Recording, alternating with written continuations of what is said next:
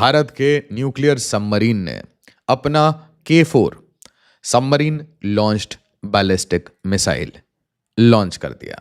DNA मित्रों, operation सिंदूर के बाद से ही भारतीय रिसर्च एजेंसीज और सुरक्षा बल लगातार आधुनिक हथियारों का परीक्षण कर रहे हैं और इन टेस्ट में भारत के 2 धुरंधर अव्वल नंबरों के साथ पास हो गए। मिसाइल का उसने तजुर्बा किया है जो सुने हजारों मील तक जा सकता है दूर। तो why this, what is this policy? तो how do you look at this arms race? भारतीय नौसेना के पनडुब्बी आईएनएस अरिहंत से K4 मिसाइल का टेस्ट किया गया है। जिस मिसाइल का टेस्ट किया गया है उसकी रेंज 3500 किलोमीटर है।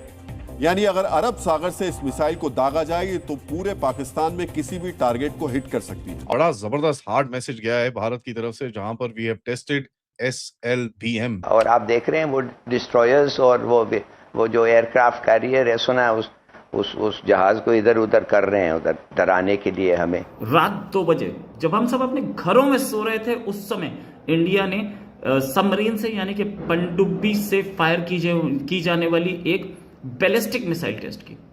इसका नाम K4, 3500 किलोमीटर इसकी रेंज। इसको लेकर के भूचाल आ गया हर जगह।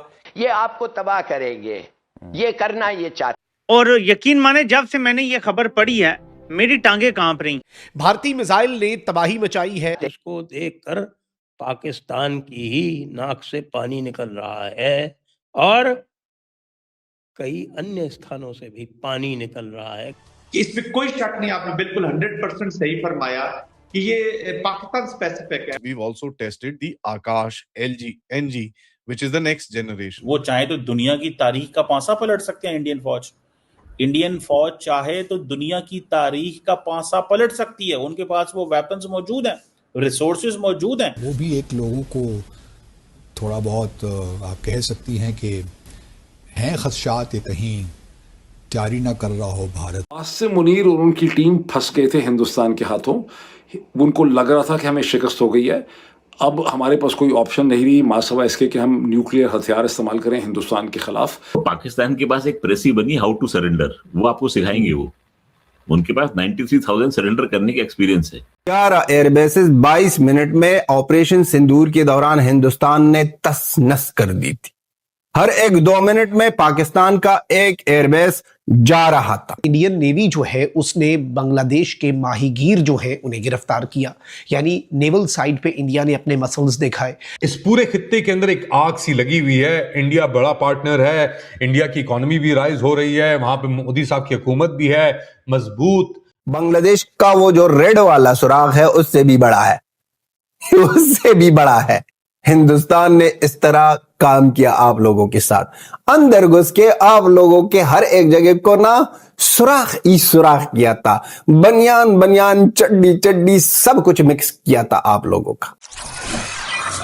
हेलो फ्रेंड, जय हिंद। हिंदुस्तान स्पेशल न्यूज में आपका स्वागत है। जैसा कि आपने क्लिप में देखा, भारत ने स्वदेशी पनडुब्बी आईएनएस अरिहंत से K4 SLBM का सफल परीक्षण किया है। इस सफल परीक्षण के बाद भारत अब धरती, आसमान और समंदर तीनों जगहों से दुश्मन के ठिकानों पर परमाणु हमला करने की क्षमता से पूरी तरह लैस हो चुका है। हालांकि इस टेस्ट के बारे में आधिकारिक तौर पर कोई ऑफिशियल कंफर्मेशन नहीं आई है, ना ही इसकी रेंज और ना ही इसके वेरिएंट के बारे में कोई जानकारी दी गई है। लेकिन डिफेंस एक्सपर्ट बताते हैं ये K4 SLBM मिसाइल हो सकती है। ऐसी संभावना जताई जा रही है कि इसे परमाणु शक्ति से लैस पनडुब्बी सबमरीन INS अरिहंत से फायर किया गया हो। K4 का पूरा नाम कलाम 4 है। ये भारत की स्वदेशी submarine launched ballistic missile SLBM है, जिसे DRDO ने विकसित किया है। ये परमाणु सक्षम मिसाइल अरिहंत क्लास पनडुब्बियों जैसे INS अरिहंत और INS अरिहंत से लॉन्च होती है। इसकी मारक क्षमता लगभग 3500 किलोमीटर है, जो इसे पाकिस्तान और चीन के प्रमुख लक्ष्यों तक पहुंचने में सक्षम बनाती है। ये 2 टन तक वारहेड ले जा सकती है और ठोस ईंधन से संचालित 2 स्टेज वाली मिसाइल है। पिछले वर्षों में K4 के कई सफल परीक्षण हुए हैं। 2020 में अंतिम डेवलपमेंट परीक्षण सफल हुआ था। फिर नवंबर 2024 में INS अरिहंत पनडुब्बी से पहली बार से सफल लॉन्च हुआ। एक बार फिर मंगलवार यानी 23 दिसंबर को बंगाल की खाड़ी में गोपनीय परीक्षण किया गया। ये परीक्षण भारत की न्यूक्लियर ट्रायड जमीन,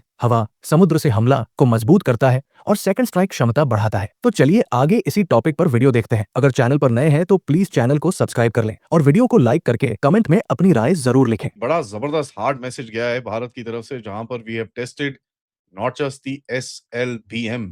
अब इसके ऊपर काफी डिबेट चल रहा है कि भाई K4 टेस्ट करा है, K5 टेस्ट करा है, क्या है? Till the time the official जो कंफर्मेशन आती है उसके बारे में क्या है क्या नहीं है, we don't know, but it has to be a K series, K4 या K5 में से दोनों में से होगा. And of course we also tested the Akash LG NG which is the next generation. तो दोनों के ऊपर जरा थोड़ी बात करते हैं. जो भी SLBM का ये सीरीज टेस्ट हुआ है, it is been tested from the INS Aridhaman. It is a S4 SSBN आपका जो सबमरीन है, जिसके अंदर रेंज अभी तक जो पब्लिक में है विच इज अबाउट 3500 किलोमीटर्स की रेंज पे इसको टेस्ट करा गया है, विच इज द सेकंड जो ये प्लेटफॉर्म है, this is India second operational SSBN. ठीक है. नाउ देखिए, एक जो क्रेडिबल डेटरेंस, एट सी डेटरेंस की जो बात की जाती है, this is a huge step in it. मैं आपको इसके अंदर एक मैप दिखाना चाहता हूँ इस पर्टिकुलर टेस्ट की जो अभी तक की रेंज जो बोली जा रही है, where you can actually see कि भाई इसका कहाँ तक स्कोप जाता है and where all this can actually hit. और ये देखिए, जब ऐसी कोई चीज टेस्ट होती है, एक बड़ा हार्ड मैसेज जाता है पूरे नेबरहुड के अंदर. एंड यहाँ पर एक बेसलाइन तो हमको बड़ी क्लियरली पता होनी चाहिए कि this is a extremely clear deterrent to China. ठीक है, कि भैया तुम ये जो इधर उधर रोज के जो तुम्हारे टंटे होते हैं ना, कि every day you want to come around and से कभी अरुणाचल, कभी दिस, कभी दैट, एंड इसके ऊपर अमेरिकन रिपोर्ट्स भी यही कहती हैं, because they want to add the fuel to the fire. ये एक बड़ा क्लियर डेटरेंस बोलता है. ठीक है. This is, please understand, this is the next, this is absolute layer deterrence. वैसे भी बे ऑफ बंगाल के अंदर एक कैट एंड माउस गेम चल रही है, जहां पर आप कभी एक क्या नाम है, नो टाइम ऑन करते हो, नो टाइम ऑफ कर रहे हो, नो टाइम ऑन कर रहे हो, नो टाइम ऑफ कर रहे हो. वेयर द चाइनीज जो ये जितने भी इनके जो स्पाई शिप्स हैं, they've had to come go again, क्योंकि ये ऑफ कोर्स स्पाई करना चाहते हैं. नाउ इसके बारे में मैंने पहले भी अपडेट किया था कि ये स्पाई तो करना चाहते हैं, लेकिन हमारे पास भी काउंटर सिस्टम्स होते हैं जहां पर we actually rubbish the amount of data they can collect, and उसके अंदर काफी EW का गेम रहता है. वो कैसे होता है, क्या होता है, दैट्स ऑब्वियसली क्लासिफाइड, इसके ऊपर कोई बात करेगा भी नहीं, but there are tactics that you can use कि इनके जो रिसीवर सिस्टम्स हैं इनको पूरी तरह से कंफ्यूज किया जाए, and this has been done before as well. तो ये लोग आते जरूर हैं, बट इसके साथ जो हमारी काउंटर गेम्स चलती हैं वो भी चलती हैं. Now you know the share fact कि आप इसको ऑन ऑफ कर रहे हो would have caused a huge amount of frustration. इसके बारे में काफी वेस्टर्न कंट्रीज के अंदर भी लिखा गया है कि भैया India is playing a very hard game in the bay of Bengal, जहां पर ये बार-बार चीजें कर रहे हो आप. Now this is a China facing game, इसके अंदर कोई डाउट नहीं होना चाहिए आपको. This is a China facing geometrical vector, इसके अंदर बिल्कुल भी कोई डाउट नहीं होना चाहिए आपको. Now this actually goes to southern, eastern, northern China तक चले जाता है. Only a small part of China which is away. Asim Munir और उनकी टीम फंस गए थे हिंदुस्तान के हाथों. उनको लग रहा था कि हमें शिकस्त हो गई है. अब हमारे पास कोई ऑप्शन नहीं रही मासवा इसके कि हम न्यूक्लियर हथियार इस्तेमाल करें हिंदुस्तान के ख़िलाफ़.